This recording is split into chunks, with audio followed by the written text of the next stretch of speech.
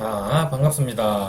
오늘은 동아리 첫 시간으로 선생님이 이제 뭘 할까 고민을 하다가 어, 동아리 활동을 지금 만나지 않고 막 구체적으로 빨리 실시하는 것보다는 조금이라도 정확한 정보를 바탕으로 여러분들이 이제 남은 짧지만 사실 고3 입장에서는 3학년 이제 얼마 안 남았죠.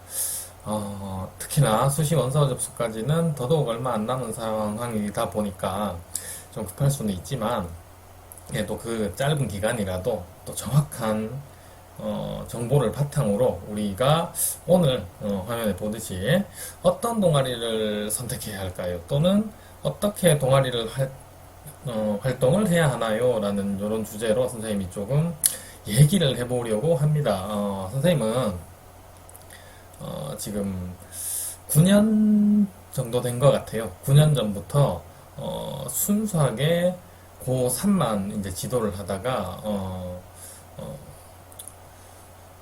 계속 고3 담임을 했었죠. 고3 담임을 하다가 이제 2년 전부터는 고3 담임을 하지 않고 여러분들 그 진학 상담이나 이런 걸 위주로 해주면서 9년을 입시가 특히 수시가 또 여러분들한테 가장 정보가 어떤 게 필요한지 학생 많이 필요한 그 학생부 종합전형들을 좀 제대로 알기 위해서 사실 선생님도 막 9년을 연달아 학생부 종합전형을 하고 있고 선생님 반 친구들도 항상 학생부 종합전형으로 대학을 가고 있지만 무엇이다 이 어떤 질문을 여러분들이 했을 때 이 질문에 대한 답변을 선생님도 명쾌하게 할 수는 없어요. 그만큼 어렵고 뭐 그런 상황입니다. 하지만 선생님이 이제 9년 동안 겪은 노하우 또는 뭐 꿀팁이라고 하기에는 그렇고, 선생님 여러분들 지금부터 이렇게 생각을 하면 좋겠어요. 여기서 말하는 선생님은 저입니다. 선생님을 믿지 말고 대학을 믿으면 됩니다. 자, 무슨 말이냐면 선생님은 고3 담임을 하고부터 대학을 자주 갔어요. 이유는 전년도에 우리 반 친구들이 어떤 애는 붙고 어떤 애는 떨어졌어요. 뭐 성적도 비슷하고 선생님이 보기엔 활동도 비슷하고 다 비슷한 것 같은데 이 친구는 떨어지고 이 친구는 떨어지는 붙고 하는 그런 현상들이 너무나 궁금해서 항상 찾아가서 피드백을 받았습니다. 그러다 보니까 이제 거기에 대해서 이제 쌓여진 자료들 뭐 이런 것들이 꽤 많아요. 그리고 9년 동안 그 과정을 지켜보다 보니까 사실 솔직히 매년 조금씩 달라지고 있습니다. 학생부 종합전형. 자, 그 달라지는 부분을 제대로 반영을 하고 따라가지 못하면 그냥 옛날 사람이 되는 거예요. 한마디로. 그래서 좀 이제 지금부터 하는 얘기는 선생님의 생각도 아니고 이건 선생님이 대학을 갔을 때 대학교의 입학사정관님들이 직접 해준 이야기다. 그 이야기를 안 믿을 필요는 없습니다. 그렇겠죠. 그래서 그 얘기를 조금 해줄까 합니다. 일단 자, 서론이 길었네요. 자, 화면 한번 봅시다. 제목이 어떤 동아리를 선택해야 하나요? 자, 이 질문에 대한 답변을 할 수 있을까요? 없을까요? 이 질문에 대한 답변을 만약에 여러분들이 잘한다면 이거는 학생부 종합전형을 잘 이해를 하지 못하고 있는 상황입니다. 자, 수학 교사가 되고 싶은 사람이에요. 수학 동아리를 해야 하나요? 이렇게 물어보는 거거든요. 쉽게 얘기하면 어떤 동아리를 선택했느냐는 사실 뒤에 가서 자세하게 얘기하겠지만 그 동아리 자체가 엄청난 영향을 미친다라고는 말할 수가 없습니다. 그래서 선생님은 이걸 과감하게 노라고 얘기를 할 수 있어요. 근데 두 번째, 어떻게 동아리 활동을 해야 하나요? 자, 핵심은 두 번째 질문입니다. 어떻게 동아리 활동을 해야 하나요? 어떤 동아리를 선택했던지 간에 어떻게 동아리 활동을 하느냐에 따라서 완전한 결과가 달라진다는 이야기입니다. 자, 한번 넘어가 봅시다. 자, 시대가 바뀌었다는 얘기가 막 나오죠. 학생부 종합전형의 역사가 얼마나 됐을까요? 알고 있나요? 선생님이 기억하기로는 여러분들이 아마 거의 유치원생 때부터 자, 말도 많고 탈도 많지만 이미 많이 흘러왔습니다. 많은 것들이 바뀌면서. 그래서 2008년도에 초기에 입학사정관 제도라는 제도를 시작해서 지금은 학생부 종합전형이라는 이름으로 현재까지 오고 있죠. 자, 두 개가 같은 제도일까요? 다른 제도일까요? 자, 뭐 이거에 대한 정답은 필요 없습니다. 뭐 어떤 사람은 같은 것이다, 어떤 사람은 다른 것이다 라고 얘기를 하겠지만 선생님은 두 제도가 뭐 객관적으로 이게 다르다, 맞다에 대한 정답보다는 이런 얘기를 하고 싶습니다. 자, 어떤 얘기냐면 입학사정관 시절과 입학사정관 제도하의 시절과 학생부 종합전형 제도하의 시절에 평가를 하는 방식이 확 바뀌었어요. 근데 딱 이름이 바뀌면서 평가의 제도가 한 번에 확 바뀌었다가 아니라 사이사이에 미묘하게 조금씩 변화를 하다 보니까 현재 학생부 종합전형이 된 겁니다. 그러니까 딱 저 시점을 기점으로 이렇게 변했다는 아니에요. 근데 조금씩 변화해 오다 보니까 많은 것들이 바뀌었다. 자, 어떤 내용이 바뀌었냐면 입학사정관제 때는 한마디로 어떤 느낌이었냐면 특기자를 선발하는 것 같았어요. 그래서 학생이 뭘 했는지에 관심이 많았고 흔히 우리가 말하는 스펙, 그 다음 이 학생이 전공과 관련해서는 도대체 얼마만큼 아느냐, 무엇을 아느냐 이런 것들에 좀 핵심이 있었습니다. 초반이죠. 자, 근데 대학교들은 항상 연구를 합니다. 어떤 연구를 하냐면 이 친구를 이런 전형에서 합격을 시켰으면 이 친구들이 졸업할 때까지 이 친구가 학교 생활을 어떻게 하는지, 성적은 어떻게 되는지 항상 연구 분석을 하게 됩니다. 아마도 저런 식으로 선발된 친구들은 처음에는 그렇게 결과가 좋지는 않았을 걸로 선생님은 판단을 합니다. 그래서 이게 지금은 조금씩 변하다가 이제는 서류에서 어떤 측면을 더 포인트로 보게 됐냐면 저 친구 무엇을 했느냐가 아니라 무엇을 했던지 간에 그 활동을 왜 했는지 또는 어떻게 했는지 그리고 진짜 내실 있게 했는지 이런 측면을 더 관심 있게 본다라는 얘기입니다. 자, 이렇게 얘기하면 엄청 추상적이죠. 여러분들이 사실 여러분들뿐만 아니라 많은 사람들이 싫어하는 이야기입니다. 이렇게 얘기하는 것이. 자, 그래서 실제 한번 상황을 선생님이 한번 표현을 해봤어요. 구구단 학과를 희망하는 유치원생의 이야기. 자, 그래서 자, 이 친구는 한번 우리 같이 읽어봅시다. 한 친구예요. A 친구라고 합시다. A 친구는 구구단 학과를 희망하는데 저는 구구단을 잘 외우기로 유명합니다. 이미 말을 시작한 2살부터 2단을 외웠으며 유치원생인 현재는 29단도 거뜬히 외워 전국 유치원 구구단 대회에서 최우수상을 수상했습니다. 또한 구구단의 발원지인 구구나라네요. 구구나라를 여행하며 구구단을 39단까지도 외워야겠다고 생각을 했습니다. 자, 친구 대단하죠. 2살 때 2단을 외우고 유치원생인데 29단까지 외웠답니다. 전국 유치원생 구구단 대회에서도 최우수상을 받았대요. 자, 이 정도 되면 구구단 학과에서 뽑고 싶을까요, 이 친구? 뒤에 내용도 한번 봅시다. 구구단 동아리 활동을 통해서 동아리도 구구단 활동을 했네요. 우리처럼, 그죠? 일주일에 한 번씩 구구단 외우기를 하며 구구단 실력을 키우기도 했습니다. 라고 했습니다. 자, 예전 시절 같으면 통했단 얘기입니다. 지금으로부터 10년 전이면. 자, 그런데 요즘은 안 된다는 얘기예요. 왜? 자, 구구단 학과는 구구단 잘하는 친구를 뽑는 학과일까요? 아닐까요? 아닙니다. 구구단 학과는 구구단 잘하는 친구가 필요한 게 아니라 이제 이 구구단 학과에 와서 구구단을 배우다 보면 구단 당연히 잘해질 테고 이 구구단에 대한 연구를 해나가는 그런 학과일 거란 말이에요. 근데 애초부터 구구단을 잘한다. 물론 구구단 학과에 와서 도움은 되겠지만 그게 다는 아닙니다. 절대로. 자, 그리고 구구단 나라를 여행하는 게 옛날 같으면 하나의 스펙일 테고 39단까지 외워야겠다는 그런 결심도 했지만 하진 않았죠. 그리고 구구단 동아리 활동을 했는데 왜 했는지 구체적으로 안 나와 있어요. 그냥 구구단 활동 동아리를 통해서 구구단을 열심히 친구들과 외우기만 했다. 예전 같으면 통했겠지만 요즘 같으면 아무것도 보여주질 못하고 있습니다. 본인의 장점에 대해서. 장점이라기보다는 지금 이 친구는 자랑을 하고 있는 거죠. 자, 혹시 여러분들도 이때까지 자랑만 하지 않았는지는 한번 생각을 해볼 필요가 있을 것 같아요. 선생님 생각하기에. 자, 두 번째 사례를 봅시다. 자, B 친구는 구구단을 외우다가 신기한 규칙을 발견했습니다. 구단은 10자리가 일씩 커지고 1의 자리는 일씩 작아졌습니다. 이런 이유가 궁금해서 구구단을 연구할 동아리를 만들었습니다.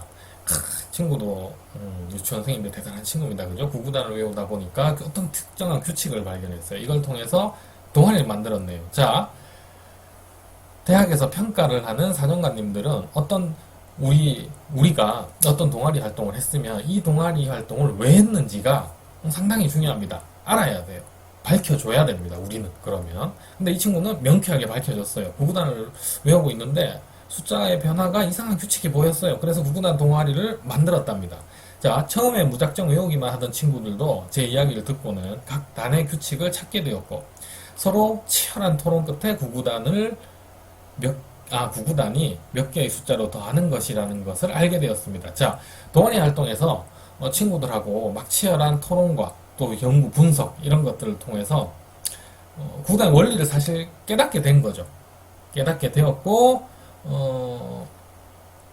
깨닫게 된 겁니다. 그렇죠? 그래서 동아리를 왜 만들었는지 동아리 활동 안에서는 그러면 만든 이유에 따라서 얘가 어떤 노력을 했는지를 보여주고 있네요. 그죠? 그러면서 비록 외우는 것은 늦었지만 구구단의 원리를 깨닫게 되어 구구단 학과에서 구구단을 연구할 자질을 갖추었다고 생각합니다. 자, 판단해 봅시다. 여러분들이 구구단 학과 교수다. 누구 보고 싶어요? 여러분들이라도 아마도 B라는 친구를 뽑고 싶을 겁니다. 이게 앞에서 선생님이 얘기했던 스펙이냐, 스펙과 뭐 그런 양적으로 승부를 하는 왼쪽 친구. 그 다음에 왼쪽 맞나요? 화면에서 보면 맞겠죠? 자, 오른쪽에 이 B 친구는 원리를 탐구할 수 있는 본인의 자질. 자, 어떤 생각을 할 수 있냐면 이 친구는 구구단뿐만 아니더라도 우리 학교에 왔을 때 뭔가 본인이 호기심이 생기거나 하면 새로운 동아리를 조직하고 거기에서 연구활동을 하면서 그걸 또 깨달을 수 있는 역량을 갖춘 친구구나 이렇게 판단을 할 수가 있다라는 얘기가 되는 거죠. 자, 왼쪽 친구는 특별히 보여줄 수 있는 게 없어요. 오른쪽 친구하고 비교를 하면. 자, 아주 극단적이면서 이제 좀 우리 그 현실과 맞지 않는 이야기지만 여러분들이 좀 이해하기 쉽도록 이렇게 한번 편집을 해봤습니다. 자, 그래서 선생님이 이번에는 직접 대학에 가 선생님 반친구 이야기입니다. 실제 들은 이야기. 선생님이 지금 오늘 실제 사례로 제시하는 거는 다 선생님이 직접 지도했던 그리고 피드백을 받아왔던 이야기고 각색이 없으니까 이런 일이 생기는구나 라고 한번 보면 좋을 것 같아요. 자, 일반계 고등학교에서 내신 6등급인 친구가 소프트웨어 공학과인데 수도권 대학에 최초 합격을 했습니다. 선생님은 너무 놀랐죠. 그 시절에는 그럴 수 있었던 것 같긴 해요. 자, 근데 이 친구는 이제 어떤 친구였냐면 고등학교 학교 생활에서도 그랬어요. 공부는 못합니다. 6등급이니까 내신이. 근데 하루 종일 컴퓨터 언어를 공부를 하고 또 뭐 앱 정도, 간단한 앱 정도는 쉽게 코딩을 하더라고요.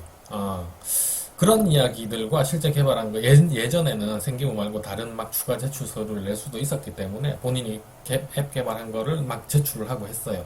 이게 예전에는 최초 합격 상황이었습니다. 그래서 붙었죠.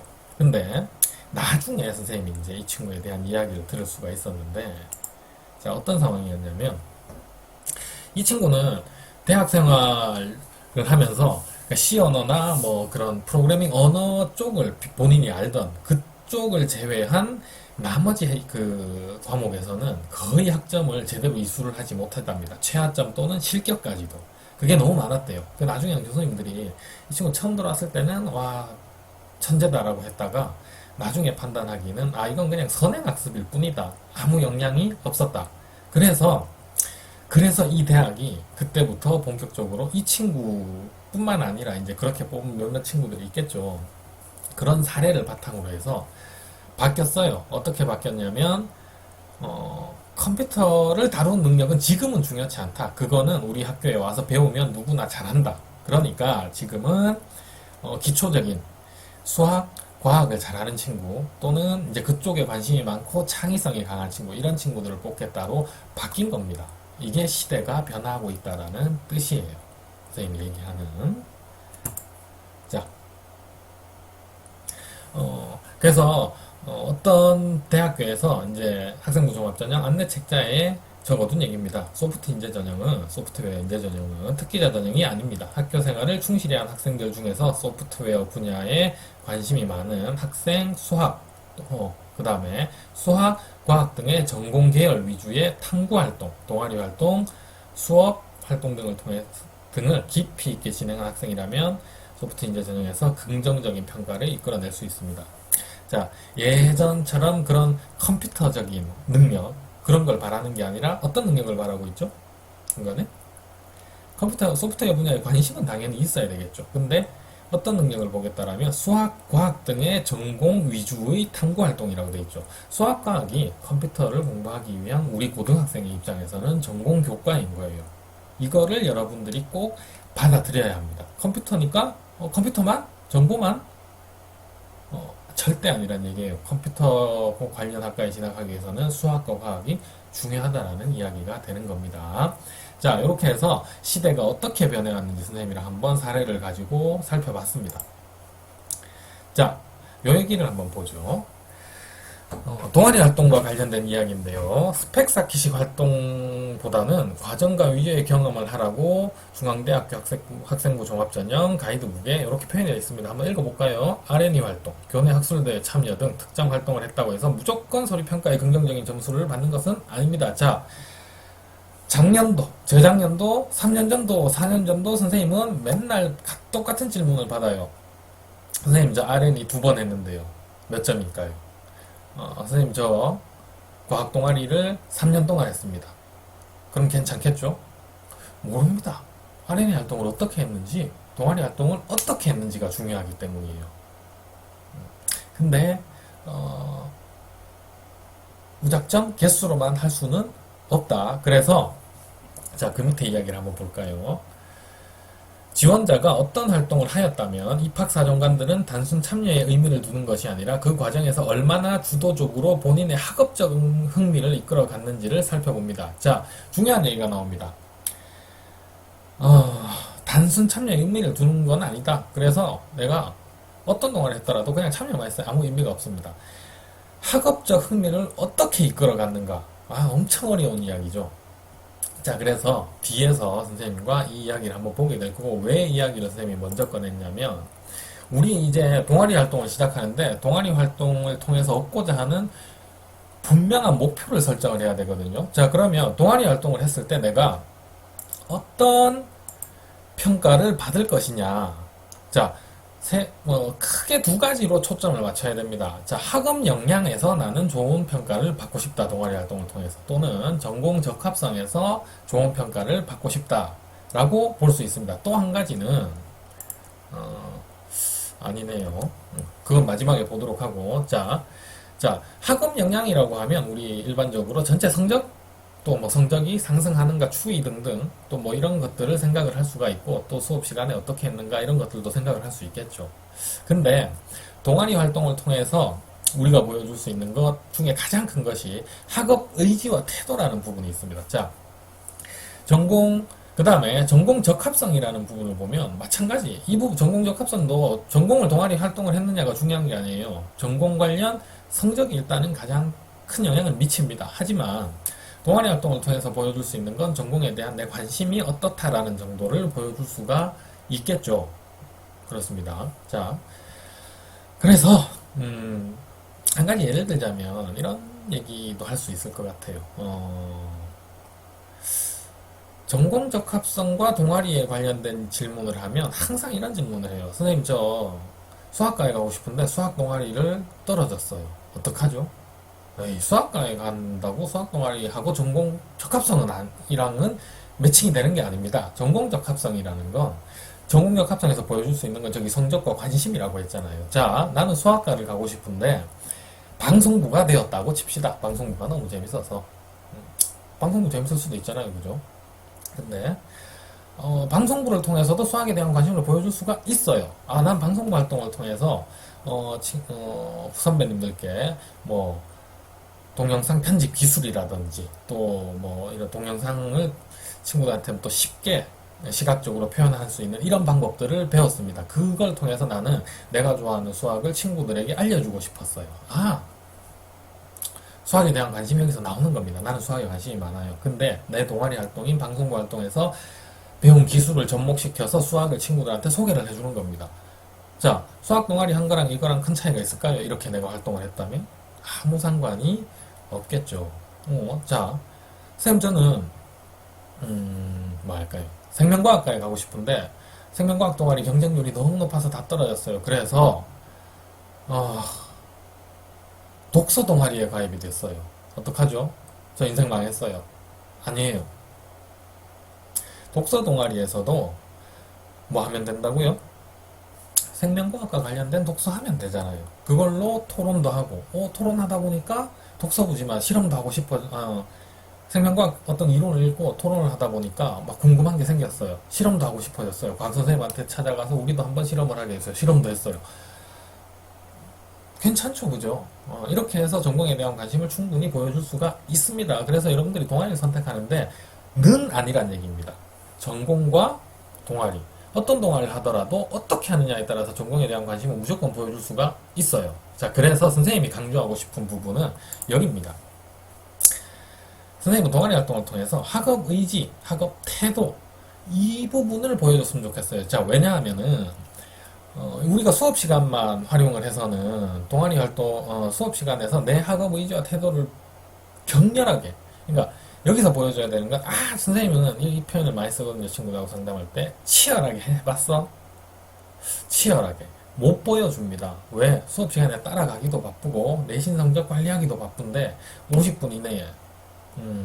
물론 끝나고 할 수도 있겠지만, 정규교육과정 내에서 그 수업 활동을 더 확장시켜서 내 학업 의지를 보여주고 싶은 게 동아리 활동이 가장 적합해요. 자, 어떤 측면?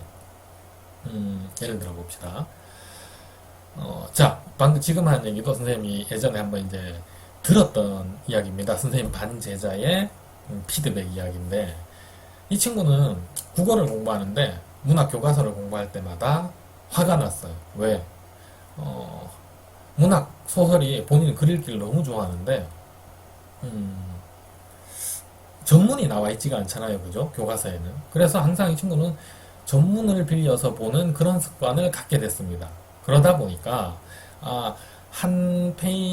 일정 부분만 보면서 줄 긋고 이거는 무슨 법이다, 이거는 작가가 어때서 이랬다, 이건 주인공이 어떤 심정이다, 이런 걸 공부하는 것보다 전체를 다 읽어보니까 소설 내용을 완벽히 파악하는 거예요. 그것도 재밌게. 항상 문학 교과서에 나오는 건 그 전문을 다 읽어보는 독서 활동을 통해서 나는 이해를 했습니다. 라고 했어요. 자, 이 친구는, 진학했는 학과는 화학공학과입니다. 자, 근데 동아리 활동은, 뭐였냐면은, 문학 전문 읽기 동아리였어요. 그러니까 이유가 그거였습니다. 아까 선생님 설명한 대로,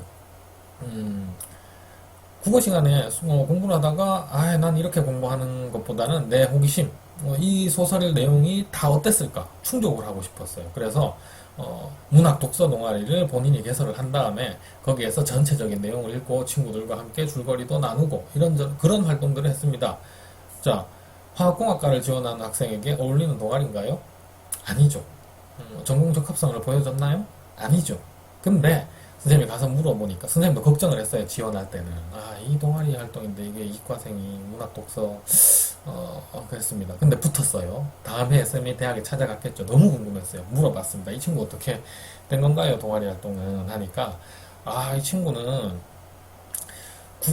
고등학생이 국어를 공부하면서 문학 부분을 다 이해를 하고자 전문을 찾아 읽는 그런 학업 의지 정도라면은 대학교 와서 공부를 하는데도 전공 공부를 하는데도 그런 역량을 바탕으로 엄청 잘할 것이다라는 그런 인정을 받은 거예요.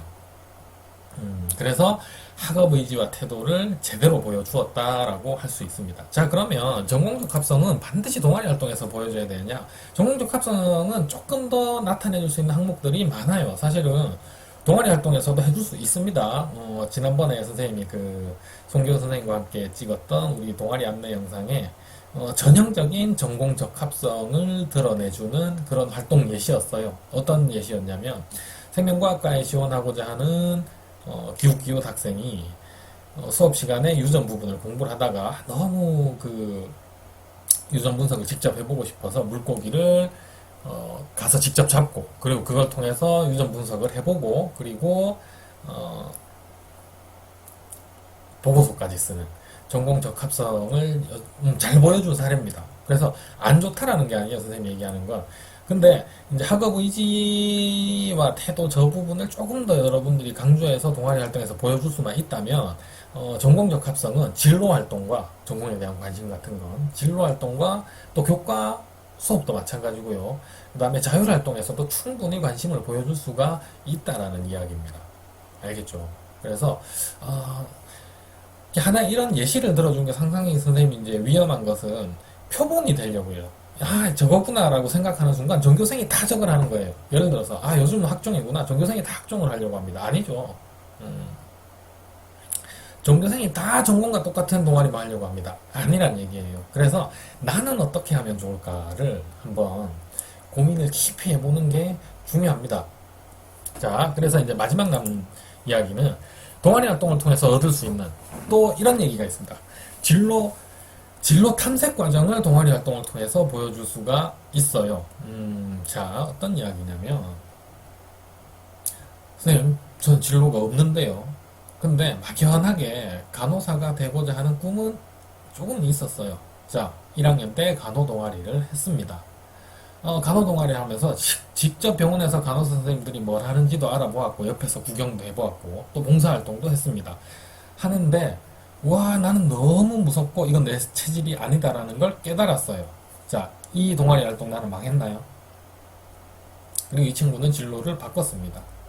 안 망했어요, 절대로. 자, 본인이 어렴풋이 진로를 경험해보기 위해서 동아리를 가입해서 동아리를 직접 체험을 하면서 나는 이 동아리가 내 적성과 맞지 않다는 걸 발견했어요. 자, 이게 진정한 진로 탐색 아닌가요? 자, 대학교에서는 이렇게 판단을 합니다. 이 친구는 진로를 찾기 위해서 진짜 진심 어린 노력을 했구나. 그리고 본인의 적성과 맞지 않는 것도 이런 식으로 발견을 했구나. 자, 그럼 이 친구는 우리 대학에 와서도 이 우리 전공을 공부하면서 본인에 대한 진로 탐색, 적성 찾는 이런 역량이 매우 뛰어나겠구나 라는 판단을 해준다는 얘기입니다. 자, 그래서 동아리 활동을 통해서 내 진로를 탐색하는 기회로 삼아도 된다 라는 거죠. 물론 3학년에 대해서 지금 동아리 탐색을 한다는 말이 좀 그럴 수는 있겠죠. 자, 근데 어쨌든 1, 2학년은 이렇게도 활용을 할 수가 있습니다. 절대로 손해보는 게 아니에요. 자, 마지막 선생님, 저는 진로가 바뀌었어요. 자, 극단적으로 교사에서 내 1학년 때 꿈은 교사였습니다. 2학년 때는 뭘로 바꾼 걸로 한번 해볼까요, 이번에? 방송 쪽으로 바뀌었다고 합시다. PD. 자, 난 PD가 되고 싶어졌어요. 1학년 때는 선생님 저 교사가 꿈이었기 때문에 교육 동아리를 했어요. 그리고 2학년 때는 PD가 꿈이었기 때문에 방송부에 가입을 했습니다. 그럼 저 1학년 때 동아리 활동은 아무 의미가 없겠네요. 빵점이겠네요. 절대 선생님이 강하게 노라고 얘기할 수 있어요. 자, 1학년 때 내가 교사였어요. 꿈이. 자, 그러면 교사가 꿈인 학생이 교육 동아리에 관심을 가지고 전공에 대한 관심을 보여주고 싶었어요. 그래서 했어요. 잘못했나요? 아니죠. 교사가 되기 위해서 그러니까 대학교에 가서도 사람은 진로가 바뀔 수 있습니다. 그러면 얘는 어쨌든 간에 그 시기에 그 진로에 대한 꿈을 가지고 그 꿈을 이루기 위해서 노력하는 노력, 인성, 모습 보여줄 수 있죠. 그냥 대충 교육 동아리 했다면 문제겠지만 걔가 열심히 했다라고 한다면 당연히 그때 맞는 활동과 노력을 했기 때문에 다 인정을 받는 겁니다. 와, 그래서 나는 미디어 커뮤니케이션 학과에 지원을 했어요. 그래서 그 동아리는 버려졌어요. 아니란 얘기입니다. 거기에서도 분명히 얻을 수 있는 부분이 있습니다. 알겠죠? 그래서 본인이 주어진 상황에 대해서 최선을 다해주면 된다는 얘기예요. 자, 이어서 쌤이 이제 마지막으로 준비한 건 동아리 활동에서 학업 역량, 그 다음에 전공 적합성을 보여준 사례를 하나 보여줄 건데요. 자, 학업 역량을 보여준 생명과학과에 입학한 사례입니다. 자, 선생님이 시작할 때도 얘기했지만 이거는 실제로 있었던 사례이면서 선생님이 직접 대학을 방문해서 상담을 통해서 이렇게 알게 된 이야기들이니까 뭐 다른 생각하지 않고 그대로 그냥 봐주면 좋을 것 같아요. 자연계열에서 수학과학을 집중적으로 공부하던 저에게 사회윤리 같은 인문계열 과목은 항상 극복의 대상인가 동시에 호기심의 대상이었습니다. 가끔 교과서에서 보면 옛날에는 철학자가 과학자이며 수학자였다라는 말을 보고 철학자를 찾아 보는 동아리를 만들어 활동을 했습니다. 자, 뒤에는 선생님이 이제 알기로는 친구들끼리 어떤 철학자를 맡아서 어떤 활동들을 했냐면은 수학적인 업적은 뭐가 있는지, 또 과학적인 업적은 뭐가 있는지, 또 철학자로서는 어떤 철학을 가지고 있었는지 이런 것들을 분석하고 나중에 서로 비교해보고 발표하는 그런 활동을 했었어요. 자, 근데 이 친구는 생명과학과니까 사실은 크게 생명과학과는 관련이 없는 동아리 활동을 했죠. 그렇지만 선생님이 물어본 사정관께서는 너무나 좋은 동아리 활동이었다라는 평가를 해 주셨습니다. 자, 어떤 측면에서 좋은 평가라고 할 수 있을까요? 이게 바로 아까 선생님이 말한 학업 역량을 보여줄 수 있는 본인이 궁금한 게 생기잖아요. 저렇게까지도 할 수 있구나.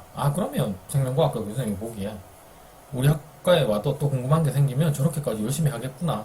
이런 평가를 당연히 받을 수가 있겠죠. 이게 보기보다 엄청 큰 얘기입니다. 자, 그 다음, 이제, 전공 적합성을 보여준 우수 사례를 하나 소개를 하려고 하는데요. 이 사례는 선생님 좀 자랑스러운 게, 선생님 반 친구가, 요런 활동을 했는데, 사실은 이제 이게 선생님이랑 같이 했고, 나중에는 합격한 대학에서 우수한 동아리 활동이었다고 연수에서, 전국 단위 연수에서 소개도 해주더라고요. 그래서, 한번 소개를 해볼까 합니다. 자, 다 쓰지는 않았어요. 그냥 나쌤이 설명해주면 되니까. 수학 시간에 창밖을 바라보다가 아파트에 그 베란다가 있죠. 좀 예전에는 베란다가 이렇게 포물선 모양으로 동그랗게 생긴 베란다도 있었는데 그게 이제 기하 벡터죠. 옛날에는 기하 벡터 시간에 포물선 모양인 것을 보고 저 부분의 이제 넓이도 아파트의 넓이가 이제 뭐 몇 제곱미터다 했을 때 그 넓이에 포함이 된 걸까 아니면 이렇게 잘랐을 때의 넓이일까라는 궁금증이 생겼대요.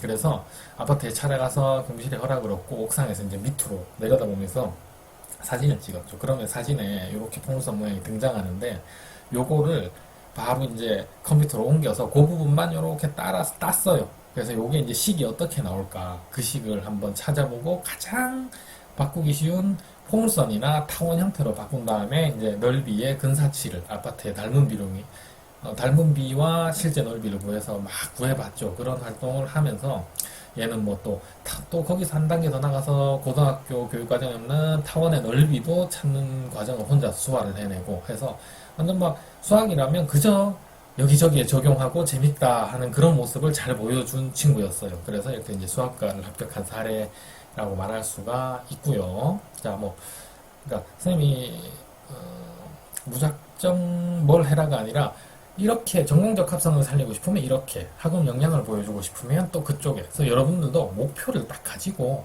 동아리 활동을 해 나가자는 이야기예요. 자, 그래서 이제 마무리를 하겠습니다. 3학년 동아리 활동에 대해서 선생님이 이제 해주고 싶은 얘기는 1, 2학년과 뭔가 연결되는 스토리를 만들어가면 나중에 참 좋습니다. 자, 1학년 때 아니면 작년 친구도 이제 이런 친구가 있었죠. 선생님 동아리에서 선생님 저 2학년 때 R&E 하다가 망했는데요. 와, 잘 됐다 그랬어요. 3학년 때 그거 성공시켜보자. 그럴 수 있죠. 그렇게 한번 발전시켜 나갈 수 있는 동아리. 그러면 얘기도 할 수 있어요. 저는 자기소개서 했을 때도 저는 2학년 때 연구부 활동을 하다가 실험에서 어떤 요인들 때문에 실패를 했고 그 요인들을 분석하고 다 하고 싶었지만 하지 못했습니다. 근데 3학년이 되어서 다시 이런 활동들을 해보고 싶습니다. 라고 해서 뭐 해서 성공을 해나가는 그런 끈기 있는 모습도 보여줄 수가 있을 거고요. 또 아니면 2학년 때에 이런 실험을 했어요. 근데 이것만으로 만족이 안 되는 거예요. 난 3학년 때 더 깊은 걸 해보고 싶더라. 아니면 그거와 관련된 책을 한번 읽어보고 싶더라. 그래서 나는 이런 책을 읽었습니다. 라고 할 수도 있을 거고요. 그죠? 근데 선생님이 이랬다고 딱 이것만 하라는 게 아니라 여러분이 고민을 해보라는 얘기입니다. 알겠죠? 어떻게 하면 잘 부드럽게 연결돼. 자, 쌤이 이렇게 얘기하면 쌤 동아리 친구들은 저 실패한 친구들은 저 성공시킬래요. 저 성공한 친구들은 저 책 읽을래요. 이렇게만 돼버리잖아요. 그러니까 여러분들도 치열한 고민이 필요하다는 얘기입니다. 알겠죠? 자, 근데 또 아무것도 안 한 친구가 있으면 1, 2학년 때 아무것도 안 했는데요. 이제 와서 해봐야 돼요. 해야죠. 지금이라도 해야 됩니다. 이거는 명쾌히. 자, 완전 빈 것과 최소한의 성의를 보여주는 것은 또 다르겠죠. 그래서, 자, 오늘 선생님이 이렇게, 안내 영상을 이렇게 한 이유는 여러분들이 이제 시작하기 전에 반드시 이 동아리 활동에 대한 목표를 가져라. 그리고, 반드시, 딱 하나, 전공이랑 동아리 활동이 는 아니다. 얻을 수 있는 게 많으니까 나는 그 많은 얻을 수 있는 부분들 중에서 어떤 것을 얻을 것인가를 꼭 정해보자. 그리고 고민해보자 하는 이야기입니다. 자, 그래서 이제 얘기를 듣고 궁금한 것들은 선생님한테 질문을 하면 좋을 것 같고요. 실제로 계약을 해서 만난다면은 선생님이 더 정확하고 많은 이야기를 해줄 수 있을 것 같아요. 그러니까 자, 요렇게라도 참고를 해서 여러 번이라도 봐서 여러분들도 이 정도 내용은 알아야 고3 입시에서도 기대를 할 수가 있습니다. 자, 여기까지 하도록 할게요.